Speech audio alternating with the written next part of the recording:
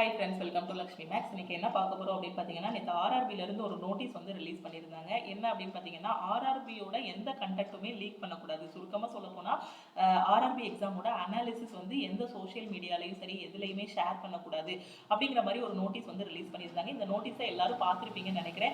நிறைய ஸ்டூடெண்ட்ஸ் இதை பற்றி டவுட் கேட்டிருந்தீங்க. மேம், இந்த மாதிரி அனாலிசிஸ் வீடியோ போடக்கூடாதுன்னா ஆர்ஆர்பி ஏஎல்பி எக்ஸாமில் கேட்குற கொஷின்ஸாக இருக்கட்டும், அடுத்து வரக்கூடிய எக்ஸாமில் கேட்குற கொஷின்ஸாக இருக்கட்டும், இந்த கொஷின்ஸ் எல்லாம் நீங்கள் யூடியூப்ல டிஸ்கஸ் பண்ண மாட்டீங்களா?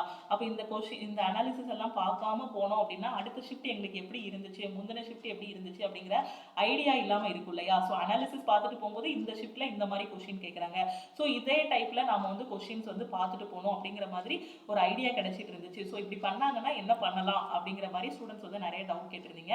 ஸோ இதை பத்தி நீங்க ஒரி பண்ண வேண்டாம். நம்ம எக்ஸ்பெக்டட் கொஸ்டின்ஸ் வந்து டிஸ்கஸ் பண்ணலாம். ஓகேவா? ஸோ அனாலிசிஸ் இல்லாம எக்ஸ்பெக்டட் கொஸ்டின்ஸ், முக்கியமான கொஸ்டின்ஸ் மாதிரி டிஸ்கஸ் பண்ணலாம். ஸோ அந்த வீடியோஸ் இனி யூடியூப்ல நாம வந்து போஸ்ட் பண்ணுவோம். ஸோ அந்த கிளாஸஸை கரெக்டாக பாருங்க. ஓகேவா? ஸோ ஏஎல்பியில் கேட்டிருக்க கொஸ்டின்ஸ் மாதிரியே நாம நிறைய கொஸ்டின்ஸ் வந்து டிஸ்கஸ் பண்ணலாம். ஸோ அந்த எக்ஸ்பெக்டட் கொஸ்டின்ஸ் எல்லாத்தையும் நீங்க வந்து பார்த்துட்டு போகலாம். ஓகேவா? ஸோ ஆர்ஆர்பி ஒரு முடிவு எடுக்கிறாங்க அப்படின்னா அது ஸ்டூடெண்ட்ஸோட நல்லதுக்கு தான் எடுப்பாங்க. ஓகேவா?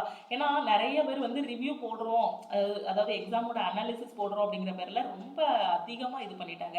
எல்லா யூடியூப் சேனல்ஸ்லையும், நார்த் சைடாக இருக்கட்டும், ஃபேஸ்புக் எடுத்தாலும் சரி, இன்ஸ்டாகிராம் எடுத்தாலும் சரி, ட்விட்டர் எடுத்தாலும் சரி, யூடியூப் எடுத்தாலும் சரி, எல்லா பக்கமே பார்த்தீங்கன்னா ரயில்வேன்ட்டு எக்ஸாம் ஹாலில் இருந்து வெளியில் வர ஸ்டூடெண்ட்ஸை முதற்கொண்டு பிடிச்சு வச்சு அவங்கள ஒரு வீடியோ எடுத்து மேக் பண்ணி போட ஆரம்பிச்சிட்டாங்க. ஸோ ரொம்ப இது பண்ணும்போது தான் ஆர்ஆர்பி வந்து கடைசி நேரத்தில் இந்த மாதிரி ஒரு நோட்டீஸ் ரிலீஸ் பண்ற மாதிரி ஆயிடுச்சு. ஓகே, சோ இதுல என்ன சொல்லிருக்காங்க அப்படினு பாருங்க. The Railway Recruitment Board has time and again brought to the notice of candidate and other stakeholders that anyone found to be disclosing, publishing, reproducing, transmitting, storing or facilitating transmission and storage of test content in any form of any information therein whole or part thereof or by any means that is verbal or written, electronic or mechanical, or taking away the rough paper supplied in the exam center or found to be in unauthorized possession of test content will be considered a serious misconduct and will be debarred or disqualified from exam. என்ன சொல்லியிருக்காங்க அப்படின்னு பார்த்தீங்கன்னா, RRB exam எழுத போகும்போது exam ஹாலில் எல்லாருக்கும் ஒரு rough paper கொடுப்பாங்க. அந்த ரஃப் ஷீட்டில் நீங்கள் என்ன பண்ணிக்கலாம்னா கொஸ்டின் எல்லாமே சால்வ் பண்ணி பார்த்துக்கலாம். அதை சில எக்ஸாம் சென்டரில் கலெக்ட் பண்ணுவாங்க, சில சென்டரில் ரஃப் பேப்பரை கலெக்ட் பண்ண மாட்டாங்க. சில சென்டரில் கலெக்ட் பண்ணாலுமே என்ன பண்ணுவாங்க அப்படின்னு பார்த்தீங்கன்னா, சில ஸ்டூடெண்ட் தெரியாமல் ரஃப் பேப்பரை கொண்டு வந்துடுவாங்க. கொண்டு வந்துட்டு அவங்க இருக்கக்கூடிய சோஷியல் மீடியாவாக இருக்கட்டும், வாட்ஸ்அப் குரூப்பாக இருக்கட்டும், அதில் ஷேர் பண்ணுவாங்க. ஸோ அவங்க நல்ல எண்ணத்தில் தான் ஷேர் பண்ணுவாங்க. நமக்கு அடுத்து போகக்கூடிய நம்மளோட ஃப்ரெண்ட்ஸ் எல்லாருமே இந்த டைப்பில் கொஸ்டின்ஸ் வந்திருக்குன்னு தெரிஞ்சிருந்தா அவங்களுக்கு ஈஸியாக இருக்கும் அப்படின்னு ஷேர் பண்ணுவாங்க. ஸோ இனி எக்ஸாம் எழுதக்கூடிய எந்த ஸ்டூடெண்ட்டுமே பார்த்தீங்க அப்படின்னா அந்த மாதிரி எக்ஸாம் ஹாலில் உள்ள ரஃப் பேப்பரை எடுத்துட்டு வந்து உங்களோட கொஸ்டின்ஸ் எல்லாத்தையும் நீங்கள் ஷேர் பண்ணக்கூடாது. சப்போஸ் நீங்கள் தான் ஷேர் பண்ணுறீங்க அப்படின்னு தெரிஞ்சிருந்தது அப்படின்னா உங்களோட இது வந்து டிஸ்குவாலிஃபை பண்ணிடுவாங்க. ஓகேவா? ஸோ அடுத்து இன்னொன்று என்ன அப்படின்னு பார்த்தீங்கன்னா, எக்ஸாம் முடிச்சு வெளியில் வரும்போது இப்போ எல்லா யூடியூப் சேனல்ஸ்லையும் பார்த்தீங்கன்னா நார்த் சைடாக இருக்கட்டும், நிறைய சேனல்ஸ் இப்போதான் நம்ம தமிழில் வந்து ரயில்வே அப்படிங்கிறது வந்து இதாகிட்டு இருக்கு. மற்றபடி நார்த் சேனல்ஸில் பார்த்தீங்கன்னா ரயில்வேக்கு அப்படின்னு நிறைய சேனல்ஸ் வந்து இருக்கும். அப்போ அதுலலாம் என்ன பண்ணுவாங்கன்னா, ஸ்டூடெண்ட்ஸ் வெளியில் வரும்போதே இப்போ 9 மணிக்கு எக்ஸாம்னா 8 மணிக்கே ஒரு கேமராவையும் மைக்கையும் தூக்கிட்டு போய் அந்த எக்ஸாம் சென்டரோட வாசலில் நின்றுவாங்க. இப்போ ஃபர்ஸ்ட் நாள் ஃபர்ஸ்ட் ஷோ, இப்போ எக்ஸாம் ஏதாவது ஒரு மூவி ரிலீஸ் ஆகுதுன்னு வச்சுக்கோங்களேன், முதல் நாள் படம் எப்படி இருந்துச்சு, ஏதாவது ஒரு படம் ரிலீஸ் ஆகுதுன்னா ஃபர்ஸ்ட் நாள் ஃபர்ஸ்ட் ஷோ ரிவ்யூ போடுறதுக்காக எல்லாரும் என்ன பண்ணுவாங்க, தேட்டர் வாசலில் போய் நின்றுட்டு படம் எப்படி இருந்துச்சு அப்படின்னு கேட்பாங்க இல்லையா? ஃபர்ஸ்ட் பார்ட் எப்படி இருந்துச்சு, செகண்ட் பார்ட் எப்படி இருந்துச்சு, கிளைமேக்ஸ் எப்படி இருந்துச்சுன்னு. அதே மாதிரி என்ன பண்ணுறாங்கன்னா, இப்போ எக்ஸாம் முடிச்சு வரும்போதும் பேங்கிங்காக இருக்கட்டும், எல்லா எக்ஸாம்லையும் இந்த மாதிரி நிறைய பண்ணுறாங்க. ஸோ அந்த மாதிரி வாசலில் நின்றுட்டு வெளியே எழுதிட்டு வர ஆஸ்பிரண்ட் கிட்ட எவ்வளோ அட்டன் பண்ணீங்க, உங்களோட எக்ஸாம் எப்படி இருந்துச்சு, உங்களோட ஃபேஸ் எல்லாம் காட்டுங்க, அப்படி அந்த மாதிரிலாம் நிறைய பண்றாங்க. ஸோ அந்த மாதிரி பண்ணும்போது பார்த்தீங்க அப்படின்னா உங்களோட ஃபேஸ் எல்லாம் காட்டி அந்த மாதிரி பண்ண வேண்டாம்னு நான் சொல்றேன். ஓகே, ஏன்னா ஆர்ஆர்பில இருந்து நோட்டீஸே வந்துருச்சு பாத்தீங்களா? ஸோ வெளியில நீங்க எக்ஸாம் எழுதிட்டு வரும்போது ஏதாவது ஒரு இது, ஒரு ஃபேஸ்புக்ல இருக்கக்கூடியவங்களோ இல்லை இன்ஸ்டாகிராம்ல ஏதாவது ஒரு சேனல் இருக்கு, இல்லை வாட்ஸ்அப் சேனல் ஏதாவது இருக்கு, யூடியூப் சேனல் ஏதாவது இருக்கு, அவங்க வந்து எக்ஸாம் எழுதிட்டு வரக்கூடிய ஆஸ்பிரண்ட் கிட்ட அப்படியே பேசி அந்த வீடியோ ரெக்கார்ட் பண்ணி யூடியூப்லயும் இதுலயே போடுறாங்க. சப்போஸ் அது நம்மளோட நேரத்துக்கு வைரல் ஆகி எல்லா பக்கமும் போயிட்டு ஆர்ஆர்பி கையில சிக்கிருச்சுன்னு வச்சுக்கோங்களேன், அவங்க வந்து டிஸ்குவாலிஃபை பண்ணிடுவாங்க. ஓகேவா? நம்ம வந்து நல்லதுக்குன்னு பண்ண போய் கடைசி இதுல முடிஞ்சிடும். ஓகே, ஸோ இதுக்கு முன்னாடி வரைக்கும் அப்படி பண்ணலாம். நம்ம எக்ஸாம் ஹாலை விட்டு வரும்போது நான் இப்படி இருந்துச்சு, இந்த கொஸ்டின் கேட்டாங்க அப்படின்னு சொன்னோன்னா எதுவும் இல்லை, ஏன்னா எந்த நோட்டீஸும் ரிலீஸ் பண்ணலை. இப்போ நோட்டீஸ் ரிலீஸ் பண்ணிட்டாங்க பார்த்தீங்களா, இவங்க சொன்னதுக்கப்புறம் அங்கே உள்ள ரஃப் பேப்பரை எடுத்துகிட்டு வந்து கொஷினை ஷேர் பண்ணுறது, அதே மாதிரி எக்ஸாம் முடிச்சுட்டு வந்து வாசலில் நின்று இந்தந்த கொஷின் கேட்டிருந்தாங்க, நான் இப்படி அட்டன் பண்ணியிருக்கேன் அப்படிங்கிற மாதிரி சொல்கிறது. ஸோ அந்த மாதிரி எதுவுமே பண்ணக்கூடாது. நீங்கள் பார்த்தீங்கன்னா எந்த சேனல்லையுமே இப்போ வந்து அனாலிசிஸ் போட்டிருக்க மாட்டாங்கன்னு நினைக்கிறேன். ஏன்னா ஆர்ஆர்பியிலேருந்து ஸ்ட்ரிக்டாக நோட்டீஸ் வந்து ரிலீஸ் பண்ணிட்டாங்க. ஓகேவா? ஸோ இருந்தாலும் நம்ம லக்ஷ்மி மேக்ஸில் பார்த்தீங்கன்னா இம்பார்ட்டன்ட் கொஷின்ஸ் எல்லாம் டிஸ்கஸ் பண்ணுவோம். ஸோ அந்த வீடியோஸ் எல்லாமே நீங்கள் வந்து பார்த்துட்டு போகலாம். ஓகே, ஸோ இது ஸ்டூடெண்ட்ஸுக்காக நான் சொன்னேன். ஏன்னா நீங்கள் உங்கள் ஃப்ரெண்ட்ஸுக்கு நல்லது பண்ணுறேன் அப்படிங்கிறதுல நீங்கள் கொஷின்ஸ் எல்லாம் ஷேர் பண்ணுவீங்க. அப்படி ஷேர் பண்ணாலும் நீங்கள் தான் ஷேர் பண்ணுறீங்க அப்படின்னு தெரியாத மாதிரி பண்ணுங்கள்.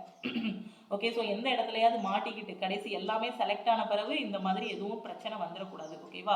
ஸோ டிஸ்குவாலிஃபை அப்படிங்கிற மாதிரி சொல்லிடக்கூடாது. ஏன்னா ஆர்ஆர்பியில் நான் தெளிவாக சொல்லிடுறேன், எக்ஸாம் வந்து நம்ம அப்ளை பண்ணதுலேருந்து கடைசி வரைக்கும் எங்கடா ரிஜெக்ட் பண்ணலாம் அப்படின்னு தான் பார்ப்பாங்க. எந்த எக்ஸாம் நீங்கள் அப்ளை பண்ணாலும் நம்ம எந்த இடத்துலையுமே நம்மளை ரிஜெக்ட் பண்ணுறதுக்கு விட்டுறக்கூடாது. எக்ஸாம் அப்ளை பண்ணுறதுலேருந்து கடைசி போஸ்டிங் வாங்குற வரைக்கும் நம்ம படிப்பில் கரெக்டாக கவனம் செலுத்திட்டு அப்படி போஸ்டிங் வாங்கிட்டு வந்துடணும். எந்த இடத்துலையும் சின்ன மிஸ்டேக் கூட விட்டுறக்கூடாது. எஜுகேஷன் குவாலிஃபிகேஷனாக நான் கரெக்டாக என்டர் பண்ணியிருக்கேன், எக்ஸாம் நான் கரெக்டாக அட்டன் பண்ணியிருக்கேன், கட் ஆஃபுக்கு மேலேயே நான் மார்க் எடுத்திருக்கேன், இந்த மாதிரி எல்லாத்தையும் நம்ம பெர்ஃபெக்டாக வச்சுட்டோம் அப்படின்னா ஆர்ஆர்பி எந்த இடத்துலையும் நம்மளை வந்து ரிஜெக்ட் பண்ண மாட்டாங்க. இதுக்கு அப்போஸ் பண்ணி ஆர்ஆர்பி கிட்ட நம்ம சண்டையும் போடக்கூடாது. இது என்ன நான் வந்து அனாலிசிஸ்லாம் பண்ணுவேன், நீங்கள் எப்படி இப்படி சொல்லலாம் அப்படிங்கிற மாதிரி ஆர்ஆர்பி கிட்ட எந்த சண்டையும் யாரும் போட முடியாது. ஓகேவா? ஸோ அவங்க நமக்கு வேலை தர போகிறாங்க. ஓகேவா? ஸோ நமக்கு வேலை வேணும், அதனால நம்ம வந்து கரெக்டாக எல்லாத்தையும் பெர்ஃபெக்டாக பண்ணிட்டு போகணும். ஸோ ஒரு ரூல்ஸ் கொண்டு வராங்க அப்படின்னா அதை ஃபாலோ பண்ணி தான் ஆகணும். ஓகே, ஸோ அதனால ஸ்டூடெண்ட்ஸாக இருக்கக்கூடியவங்க மற்ற யாரும் வந்து அனாலிசிஸ் போடுறாங்க, அது பிரச்சனை இல்லை, அவங்கள பெரிய லெவலில் பாதிக்காது. ஒரு ஸ்டூடெண்ட்ஸாக ரயில்வே தான் என்னோட ட்ரீம் அப்படிங்கிற ஸ்டூடெண்ட்டு நீங்கள் என்ன பண்ணுங்க அப்படின்னா, கொஷின் ஷேர் பண்ணுறீங்களா உங்களோட ஃப்ரெண்ட்ஸு கிட்ட மட்டும் நார்மலாக எக்ஸாம் எழுதிட்டு வந்து எப்படி சொல்லுவோமோ அந்த மாதிரி ஷேர் பண்ணுங்கள். உங்களோட ஃபேஸ் வந்து வெளியில் தெரியக்கூடிய அளவுக்கு நீங்கள் இதையும் ஷேர் பண்ண வேண்டாம். நீங்கள் ஷேர் பண்ணுறது நல்ல பழக்கம், பட் அது நமக்கே கெட்டதாக வந்து முடிஞ்சிடக்கூடாது. ஓகேவா? ஸோ அதனால் கொஞ்சம் கவனமாக இருக்கணும். நீங்கள் சப்போஸ் எக்ஸாம் எழுதிட்டு வரும்போது ஏதாவது ஒரு எக்ஸாம் ஹால்லையோ ஏதாவது ஒரு இதில் நான் இந்த மாதிரி எக்ஸாம் எப்படி இருந்துச்சுன்னு ரிவ்யூ கேட்குறாங்கன்னா உங்களோட ஃபேஸையும் நீங்கள் காட்ட வேண்டாம். ஏன்னா நம்ம இருக்கக்கூடியது ஒரு பெரிய சோஷியல் மீடியா நிறைய இருக்குது. வாட்ஸ்அப் இருக்குது, ஃபேஸ்புக் இருக்குது, ட்விட்டர் இருக்குது, எல்லா பக்கமும் ஷேர் பண்ணிட்டாங்கன்னு வச்சுக்கோங்களேன். சப்போஸ் அது ஆர்ஆர்பிக்கு போயிட்டு பெரிய இஷ்யூ ஆகிடக்கூடாது. அதனால ஸ்டூடெண்ட்ஸ் வந்து ஃபஸ்ட்டு கவனமாக இருக்கணும். ஏன்னா நோட்டீஸ் ரிலீஸ் பண்ணிட்டாங்களா, ஸோ நீங்கள் கவனமாக இருக்கணும். முந்தின ஷிஃப்டோட கொஷின்ஸ் கண்டிப்பாக கிடைக்கும். ஓகேவா? ஸோ கிடைக்கும். அது எப்படி போட்டிருப்பாங்கன்னா முக்கியமான கேள்விகள், எதிர்பார்க்கப்படும் கேள்விகள் அப்படின்னு போட்டிருப்பாங்க. ஸோ அதையே நீங்கள் வந்து பார்த்துட்டு அடுத்த ஷிஃப்ட் எக்ஸாம் எழுதலாம். ஓகேவா? ஸோ அடுத்து அதான் சொல்லியிருக்காங்க, it has come to the notice of the RRBs that some persons are engaged in the aforesaid activities through social media, YouTube, Twitter, Facebook etcetera. ஓகேவா? ஸோ இப்போ ஆர்ஆர்பியோட இதுக்கு வந்துருச்சு. நீங்கள் இந்த மாதிரி ஏதாவது ஒரு சோஷியல் மீடியாவில் நீங்கள் சொல்லக்கூடிய ரிவ்யூ வந்து பார்த்துட்டாங்கன்னு வச்சுக்கோங்களேன். ஃபார் எக்ஸாம்பிள் ஒரு இது சொல்கிறேன், நீங்கள் எக்ஸாம் ஹாலை விட்டு வெளியில் வரீங்க, எக்ஸாம் எப்படி இருந்துச்சுன்னு உங்கள்கிட்ட கேட்குறாங்க, ஒரு 10 நிமிஷம் பேசுகிறீங்க, இந்தந்த கொஷின் வந்துச்சு, இது அப்படின்னு ஏதோ சொல்கிறீங்க. அது அப்படியே அது ஒரு ஏதாவது ஒரு சோஷியல் மீடியா, யூடியூபோ, ட்விட்டரோ, ஃபேஸ்புக்கோ எதுலையாவது வைரல் ஆயிடுச்சுன்னு வச்சுக்கோங்களேன், உங்கள் ஃபேஸ் ரொம்ப ஃபெமிலியர் ஆகிடும். ஸோ அப்போ ஆர்ஆர்பி என்ன பண்ணுவாங்க, அவங்க சொன்ன மாதிரி டிஸ்குவாலிஃபை அந்த மாதிரி இதுக்கு போயிடுவாங்க. அதனால நீங்கள் கவனமாக இருக்கணும். ஓகேவா? So disciplinary and legal action would be taken against such candidates or persons. ஓகேவா? ஸோ கேண்டிடேட் நீங்கள் எக்ஸாம் எழுதக்கூடிய ஆளாக இருந்தாலும் உங்கள் மேலே ஆக்ஷன் எடுக்கும். அதே மாதிரி வேறு ஏதாவது ஒரு பர்சனாக இருந்துட்டு இந்த மாதிரி கொஷின் எல்லாமே சொல்கிறதும் தப்பு தான். ஓகேவா? ஸோ அந்த மாதிரி இருந்தீங்க அப்படின்னா as per rules such matters would be reported to police if necessary ன்னு கொடுத்துருக்காங்க. ரொம்ப ஸ்ட்ரிக்டாகவே தான் கொடுத்துருக்காங்க. அதனால் நீங்கள் என்ன பண்ணுங்கள், எக்ஸாமுக்கு நல்லா படிங்க. கண்டிப்பாக எக்ஸாம் வந்து ஈஸியாக தான் இருக்கும். ஓகேவா? ஸோ ப்ரீவியஸ் இயர் கொஷின்ஸ் எல்லாத்தையும் எடுத்து நல்லா ப்ராக்டிஸ் பண்ணுங்கள். முக்கியமான கொஷின்ஸ் எல்லாம் யூடியூப்பில் நாம் டிஸ்கஸ் பண்ணுவோம். அந்த எக்ஸ்பெக்டட் கொஷினே இம்பார்ட்டன்ட் கொஷின்னு போட்டிருப்போம்.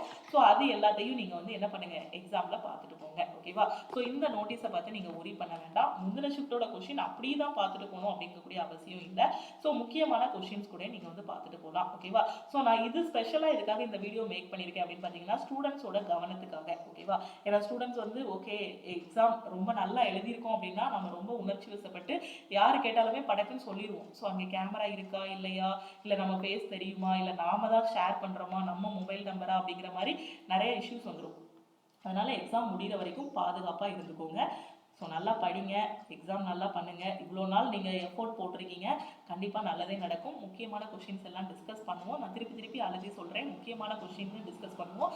அது எல்லாத்தையுமே நீங்கள் யூடியூப்பில் பார்த்துட்டு போகலாம். ஓகேவா? ஸோ எக்ஸாம் நல்லா பண்ணுங்கள், படிங்க.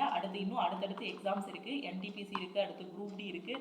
ஸோ அடுத்த எக்ஸாம்ஸ் எல்லாமே வரிசையாக இருக்குது. ஆர்பிஎஃப் இருக்குது, டெக்னீஷியன் கிரேட் 1 கிரேட் 3 எல்லாமே இருக்குது. 100% எஃபர்ட்டை போடுங்க. ஓகேவா? என்டிபிசி படிக்கிறேன், இப்போ டெஸ்ட் பேட்ச் வேணுங்கிற ஸ்டூடெண்ட்டு லக்ஷ்மி மேக்ஸ் ஆப்பில் இருக்க டெஸ்ட் பேட்சில் நீங்கள் வந்து ஜாயின் பண்ணிக்கலாம்.